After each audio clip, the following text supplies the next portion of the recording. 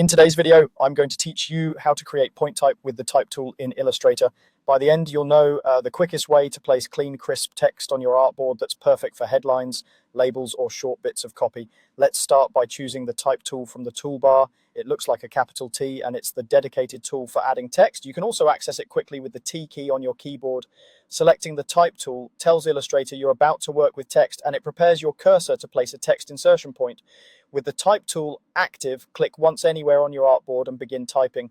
That simple click creates a text insertion point, and as soon as you start typing, your characters appear right where you clicked. You'll see a blinking cursor that moves as you type, just like in a word processor, but the text is anchored to that single point. This is the fastest way to drop a headline or a short phrase onto your design without setting up a text box.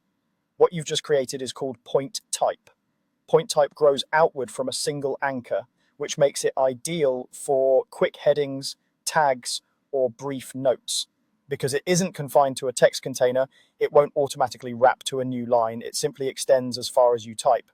This is great when you're building a layout and want a straightforward one-line title or a concise line of text that you can position precisely. A useful thing to understand about point type is how it behaves if you modify it later.